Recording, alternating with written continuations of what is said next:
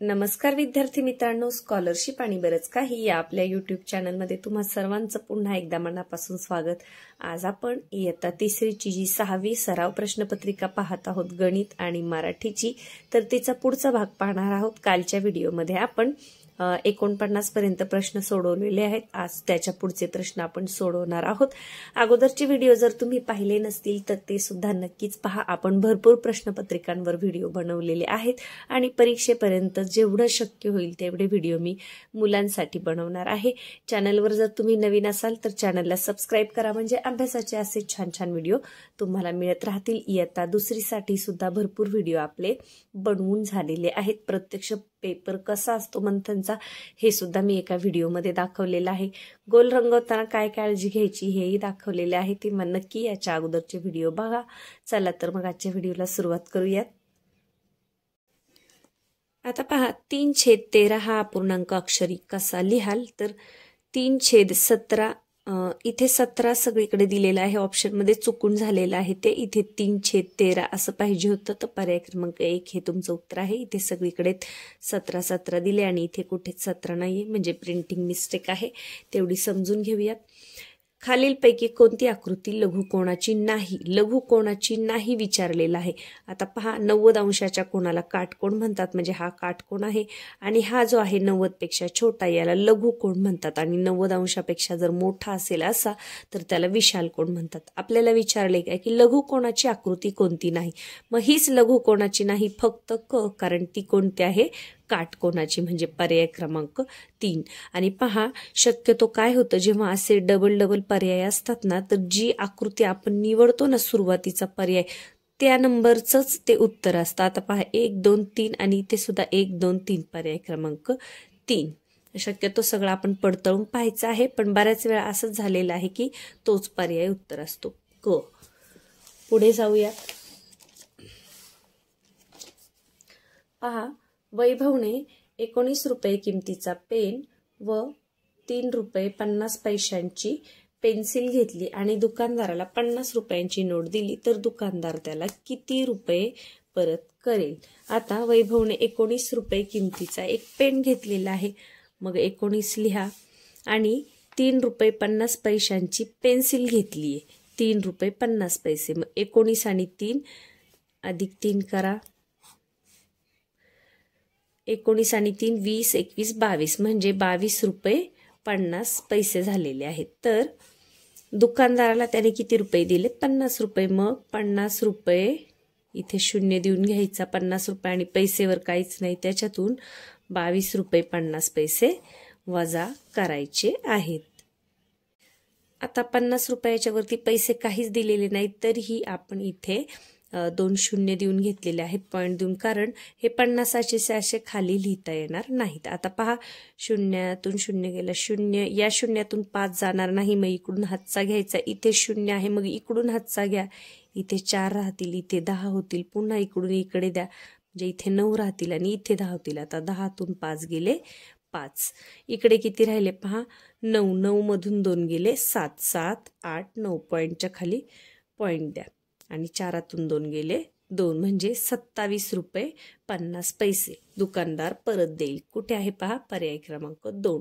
कसं केलं आपण, 50 रुपयांमधून असे 50 रुपये मांडले आणि त्याच्यातून आपल्याला 22 रुपये 50 पैसे वजा करायचे होते, 50 पैसे, परंतु इथे पैसे काहीच नाही, मग हे असंच असं नाही ठेवायचं, इथे शून्य द्यायचे आणि मग इकडून हातचा घेऊन वजाबाकी करायची, तरच तुमचं उत्तर बरोबर येणार आहे। इथे तर काही प्रश्न येत नाही, शून्य जातो, इथून जात नाही, मग शेजारून हातचा घ्यायचा, मग शेजारी काहीच नाही, मग त्याच्या शेजारून पहिल्यांदा इथे द्यायचा, इथे 10 होतील, पुन्हा इथे द्यायचं, मग इथे 9 राहतील, किंवा तुम्ही डायरेक्टही इथे 4 केले, इथं 9 केले आणि इथं 10 केलं तरीही चालतं, पण अशी वजाबाकी जमणं महत्वाचं आहे। तर उत्तर आहे पर्याय क्रमांक 2। पुढे पहा, 6 वाजून 45 मिनिटे म्हणजे किती वाजले, 6 वाजून 45 मिनिटे म्हणजे 7 वाजायला 15 मिनिटं कमी, मग आपण त्याला काय म्हणतो, 6:45 वाजले असं म्हणतो, 6:45, पर्याय क्रमांक 3। 100 दशक आणि 1 सहस्र। आता 100 दशक म्हणजे किती, दशक म्हटलं की 100 वर दशकचा 1 शून्य देऊन टाकायचा, आणि 1 सहस्र, 1 सहस्र म्हणजे 1000. पहिले जुने लोक असे सहस्र दशसहस्र असे म्हणायचे, तर सहस्र म्हणजे 1000.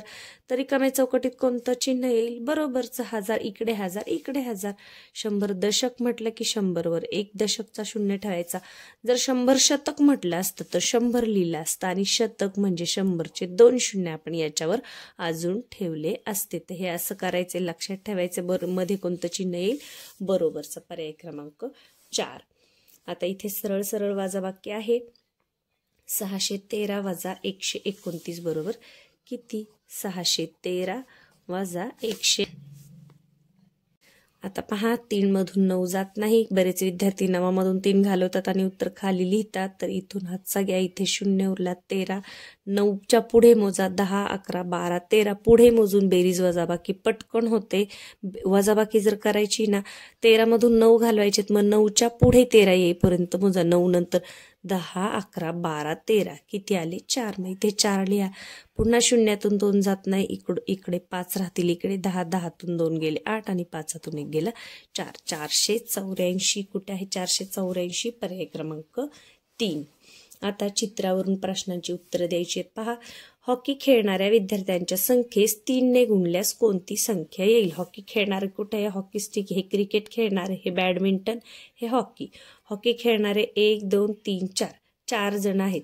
3 ने गुणल्यास कोणती संख्या येईल? 4 त्रिक 12 पर्याय क्रमांक 1. चित्ररूप माहितीचे प्रश्न अगदी सोपे असतात.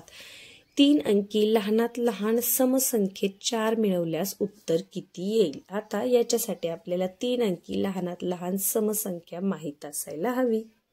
आता पहा, सर्वात लहान 2 अंकी संख्या आहे 10 आणि समसंख्या सुद्धा 10 आहे. कारण समसंख्या कशाला म्हणतो आपण? ज्याच्या एकक स्थानी 0, 2, 4, 6, 8 हे अंक असतात, त्याला आपण समसंख्या म्हणतो. आता 3 अंकी लहानात लहान संख्या कोणती? 99 पर्यंत तर 2 अंक असतात. मग 3 अंकी कोणती येते? पुढची 100 आणि 100च्या एकक स्थानी 0 आहे, म्हणजे ही समसंख्याच आहे. तस लहानात लहान 3 अंकी समसंख्या 100. मग त्याच्यामध्ये 4 मिळवायचे म्हणजे काय? किती येईल? 104. तोंडी सुद्धा करता येईल, काही कच्चं काम करण्याची गरज नाही. पर्याय क्रमांक 4. खालील आकृतीत त्रिकोणाची एकूण संख्या किती? कशी मोजायची आपण शिकलो होतो. असं असतं, त्याच्यामध्ये नंबर द्यायचे 1, 2, 3 आणि त्यांची बेरीज करायची. 3 आणि 2 5 आणि 1 6 पर्याय क्रमांक 4. कसं केलं पहा, मी इथे तुम्हाला आकृती काढून दाखवते. असा जर त्रिकोण असेल, आता याच्यामध्ये 2च रेषा आहेत. इथे नंबर द्यायचे 1, 2 आणि 3 आणि यांची बेरीज करायची. 3 आणि 2 5, 5 आणि 1 6. तोंडी सुद्धा करू शकतो आपण. कुठे आहे? पर्याय क्रमांक 4. पुढे पहा, 2 मीटर 2 सेंटीमीटर बरोबर किती सेमी? आता 1 मीटर बरोबर 100 सेंटीमीटर, मग 2 मीटर बरोबर 200 सेंटीमीटर आणि त्याच्यात अजून 2 सेमी म्हणजे 202 सेंटीमीटर. पर्याय क्रमांक 2. खालीलपैकी चौकोनाची आकृती कोणती? आता चौकोनाची आकृती पहा, इथे हे तुटलेलं आहे. हा चौकोन नाही, हा चौकोन नाही, हा तर मुळीच नाही. ही आहे चौकोनाची आकृती. 4 बाजू आणि 4 कोण असलेली बंदिस्त आकृती म्हणजे चौकोनाची आकृती. 305 गुणिले 3 बरोबर किती? आता हे एकाच याच्यावरून कसं करायचं पहा, किंवा कच्चं काम न करता 3 5 15 शेवट 5 असणारे 3 पर्याय आहेत. मग आपण असंच करून बघूया. 305 गुणिले 3. 3 5 15 5 हातचा आला 1 3 0 0 आणि 1 1 शेवट 15 असणारं उत्तर कुठे आहे पहा. शेवट 15 असणारं एकच उत्तर आहे. पुढचं पूर्ण गणित करत बसायचं नाही. पर्याय क्रमांक 2. पुढे पहा, या संख्येला 3 ने निशेष भाग जातो तर स्टारच्या जागी कोणता अंक असेल? प्रत्येक प्रश्नपत्रिकेमध्ये 3च्या कसोटीवर आधारित उदाहरण आपण पाहिलेलं आहे. काय आहे 3ची कसोटी? ज्या संख्येतील अंकाच्या बेरजेला 3 ने निशेष भाग जातो त्या संख्येला 3 ने भाग जातो. तर पहा, आता 6 आणि 2 किती होतात? 8. मग त्याच्यामध्ये आपण 7 मिळवले. 7 आणि 8, 7 आणि 7 14 आणि 15 म्हणजे 15 होतील. 15 3च्या पाड्यात आहेत म्हणजे हे मिळवलं तर भाग जाणार आहे. 2 मिळवलं तर 6 आणि 2 8 आणि 2 10 होते. 3 मिळवलं तर 6 आणि 2 8 आणि 3 9 10 11 होते आणि 6 मिळवत बसायचंच नाही. पहिल्या पर्यायाला आपल्याला उत्तर सापडले आणि इथे जास्त पर्याय दिलेले नाहीयेत. मग म्हणजे अ ब क असं दिलेलं नाहीये. मग त्याच्यामुळे आपल्याला इथेच उत्तर मिळालंय की 6 आणि 2 8, 8 आणि 7 15, 15ला 3ने भाग जातो म्हणजे पर्याय क्रमांक 1. 2ची कसोटी काय आहे? ज्या संख्येच्या एकक स्थानी समसंख्या असेल तिला 2ने भाग जातो, पण तिसरीला जास्त करून 3ची कसोटी विचारली जाते. या संख्या उतरत्या क्रमाने लिहिल्यास चौथ्या क्रमांकावर येणाऱ्या संख्येतील अंकांची बेरीज विचारले. आता उतरत्या क्रमाने लिहायच्यात म्हणजे आता संख्या किती आहेत पहा.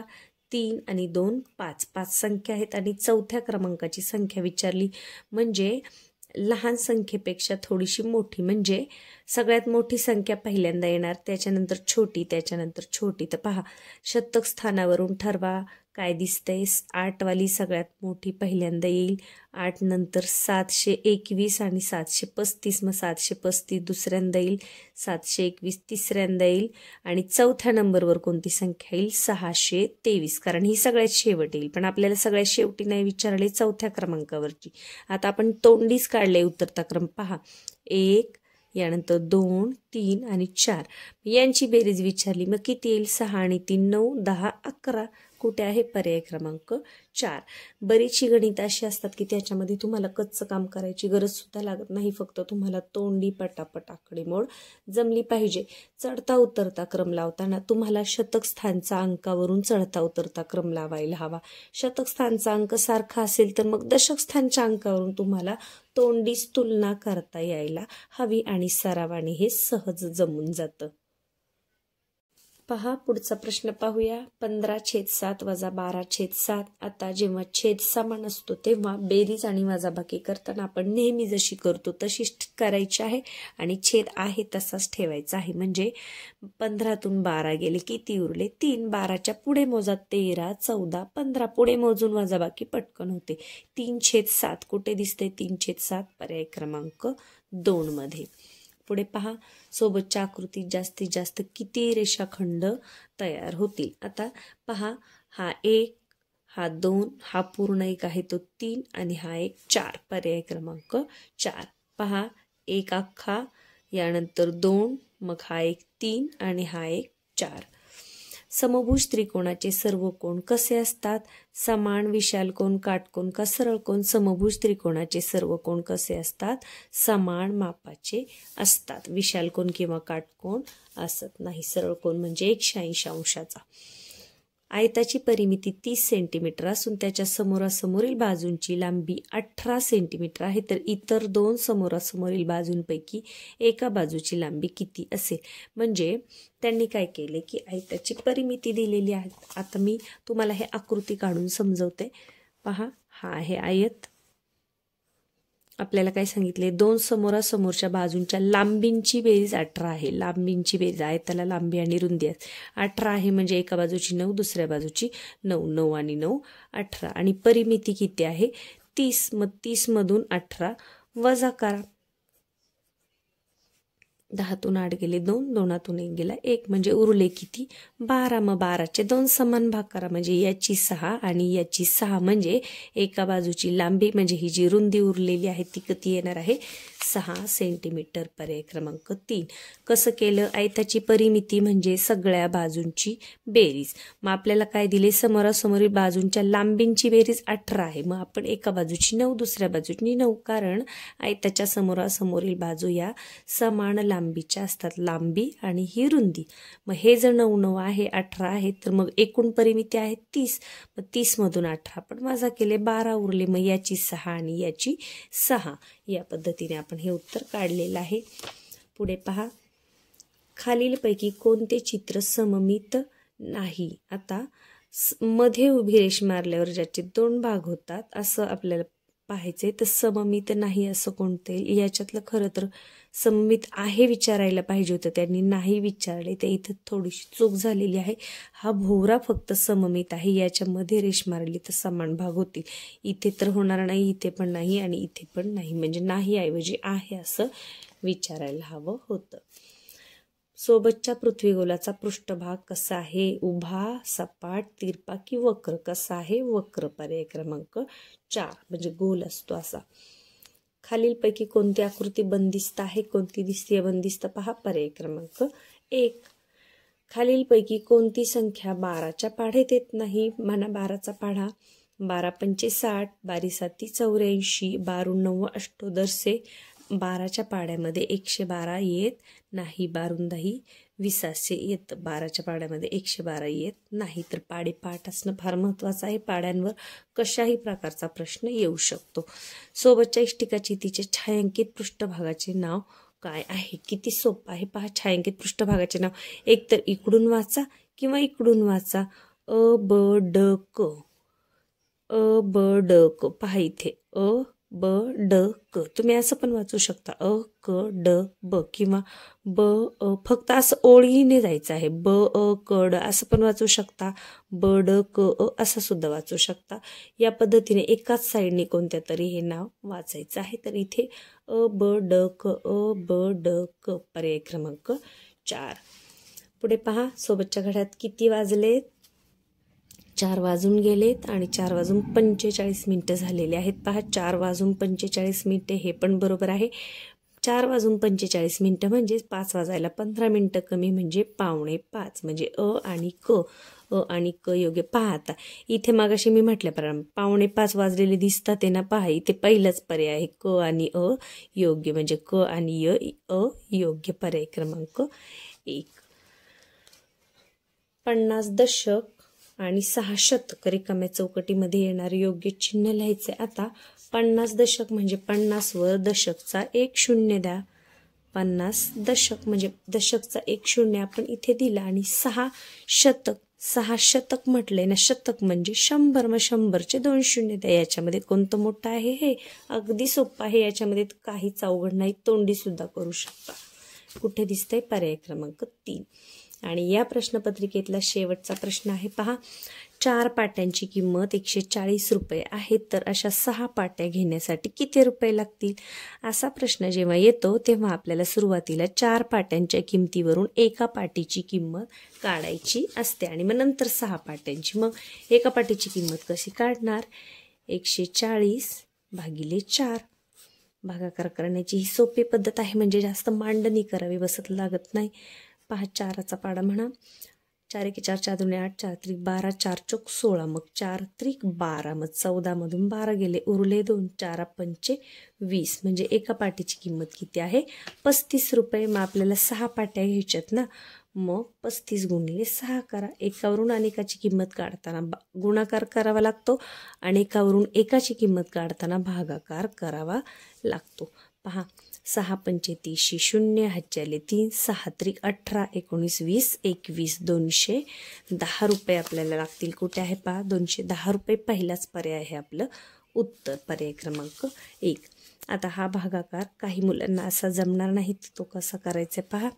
इयत्ता 3रीला भागाकार हालाच पाहिजे. 4चा पाडा म्हणायचा. 4 त्रिक 12 उरले 2 वरून घेतला हा 0 इकडे घेतला. मग 4 पंचे 20.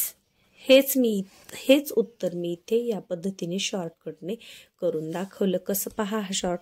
याच्यावर सुद्धा आपण एक व्हिडिओ बनवलेला आहे की भागाकार कसा करायचा. आता छोट्या मुलांना हे समजेलच असं नाही, काहींना जमू सुद्धा शकतं. 4 त्रिक 12 आपण 14ला भागले ना. मग 14वर काट मारायची. 12 मनात ठेवायचे. 14 मधून 12 गेले किती उरले? 2. मग ते उरलेले इथं छोटेसे लिहून घ्यायचे. 2वर 0 तयार झाले 20.